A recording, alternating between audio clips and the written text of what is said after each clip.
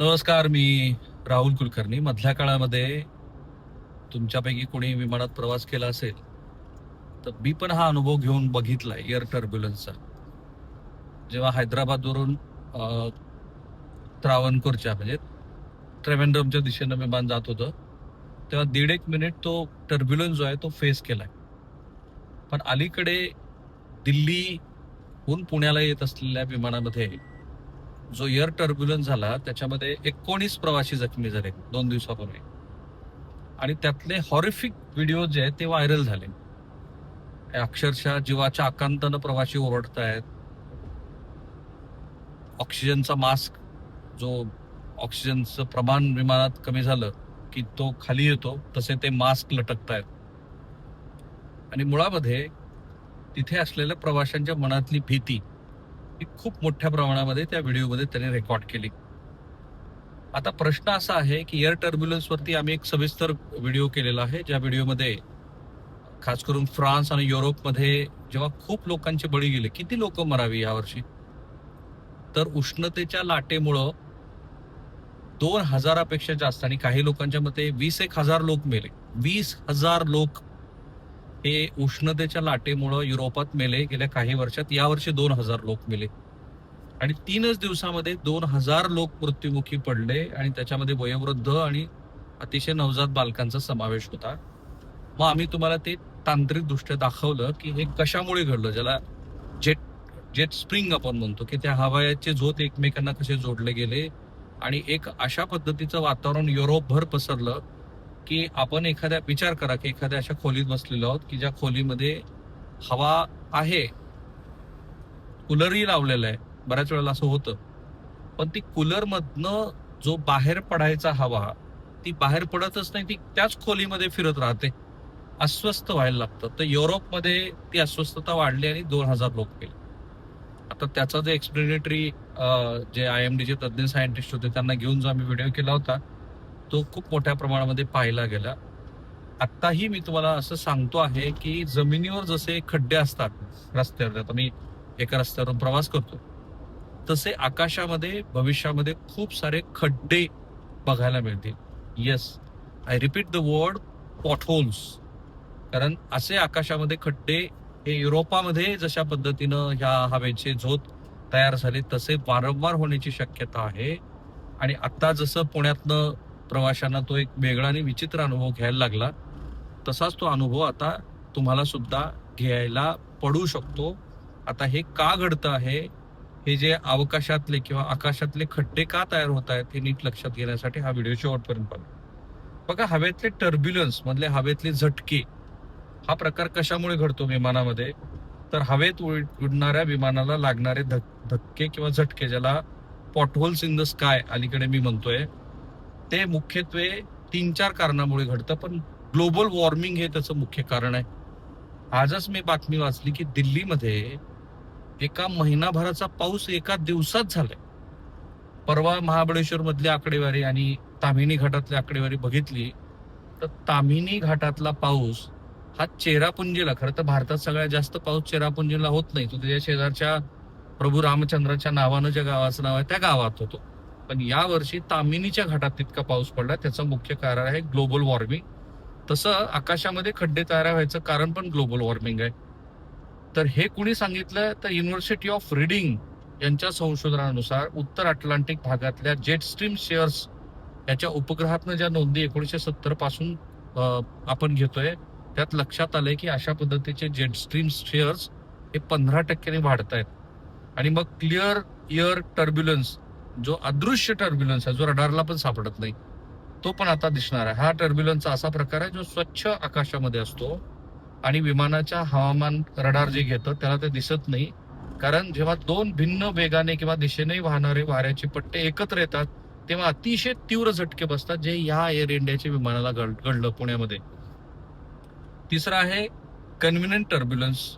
भारतासारख्या उष्णकटिबंधीय देशामध्ये उन्हाळ्यात आणि मान्सूनमध्ये एप्रिल ते जुलैमध्ये जमीन तापल्यामुळं गरम आणि ओलसर हवा वेगाने वर फेकली जाते, ज्याला क्युम्युलोनिंबस असं आपण म्हणतो. निंबस म्हणजे जिथे पाऊस येतो त्या ढगांना निंबस म्हणतात. यासारखे वादळी ढग तयार होतात ज्यामुळे विमानाला जोरदार झटके बसतात.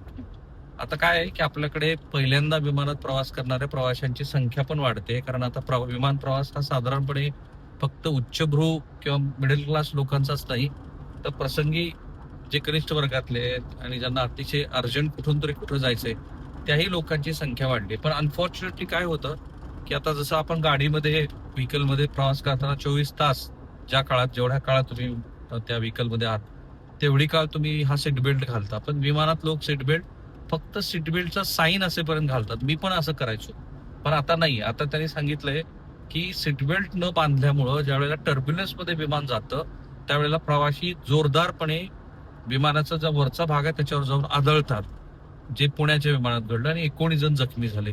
जर सीट बेल्ट बांधलेला राहिला असता तर ते कदाचित असं घडलं नसतं. अगेन पॉटहोल्स हा संदर्भ किंवा विमानात पण खड्डे असं मी का म्हटलं तर हेच आहे.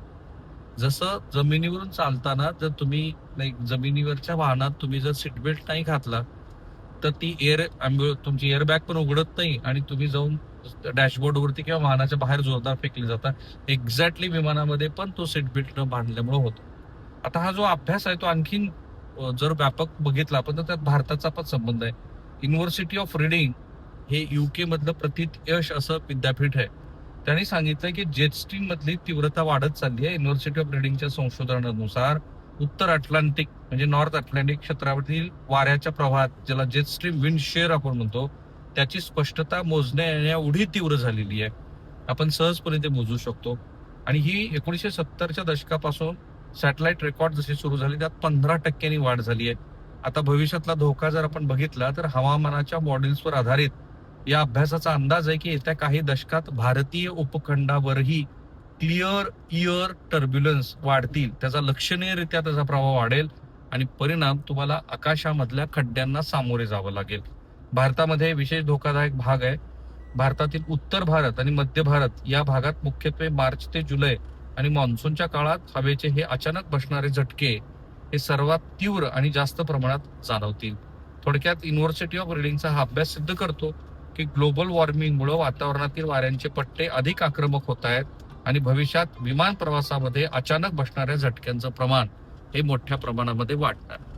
कुणी कल्पना केली होती का की मी आता 4 व्हीलर मधून प्रवास करतोय आणि खड्ड्यांना मी सामोरे जातोय, तर आता ते ऑगस्ट महिन्यात खड्डे भरा, नाहीतर आम्ही आंदोलन करू, खड्डेच नाही भरले तर असं असं करू, सरकार उलटवून टाकू. You don't have a choices while you are in a aeroplane. कारण हे कोणाच्याच हातात नाही. ग्लोबल वॉर्मिंग इतक्या मोठ्या प्रमाणात वाढते आणि जे विकसित झालेली राष्ट्र आहेत त्यांनी करून ठेवलेली ही जगासमोरची समस्या. आता त्यांचा कटाक्ष आहे ते भारतासारख्या विकसनशील आणि आता चीनला विकसनशील कसं म्हणणार, चीन सारख्या प्रगत राष्ट्रावर की तुम्ही आता खूप कार्बन इमिशन करताय वगैरे. भारतामध्ये फॉर्च्युनेटली 2030 पर्यंत आपण ते कार्बन इमिशन कमी करण्याच्या दृष्टीने खूप प्रयत्न सुरू केलेत. सोलार विंड वगैरे येतच आहे. आणखीन बऱ्याच गोष्टी होत आहेत, जसं आता BS6 सारखी व्हेकल पण आलेली आहेत. पण आता त्याला वेळ तितका नाहीये, कारण जग एका मोठ्या संकटाला ऑलरेडी सामना करत आहे. एल निनिओचा प्रभाव यावर्षी राहील आणि मोठा दुष्काळ आपल्या भागात येईल असं वाटलं होतं की नाही. आज सकाळी मी आकडेवारी बघितली, महाबळेश्वरमध्ये, माइंड यू, महाबळेश्वरमध्ये आजपर्यंतचा पावसाचा सगळा रेकॉर्ड तुटलाय, जे तामिनीमध्ये पण झालं. Why this is happening? Because El Nino जरी असला तरी तो एकच एक घटक नाहीये. मध्ये MSRTCचे अधिकारी मला सांगत होते की जी मुख्यमंत्र्यांनी कनेक्टिंग लिंक लोकार्पण केली आणि नंतर ते बघितलं तुम्ही की एक मोठा असा गर्डर येऊन तिथे पडला. तर हे का घडलं, तर यांनी विचार करताना डिझाईन केली होती 100 वर्षाचा एक दिवस, 100 वर्षातला वर्स्ट एक दिवस कोणता. आता IIT बॉम्बेचं असं म्हणणं आहे की 100 वर्षातला एक दिवस नाही तर 1000 वर्षातला एक दिवस त्याची वारंवारता बघा आणि डिझाईन करा, कारण कोणाच्या हातात राहिलेलं नाही हवामान. आणि म्हणून आपण बघतो की आकाशामध्ये खड्डे. इंटरेस्टिंग आहे की नाही? चॅनल सबस्क्राईब करा. थँक्यू.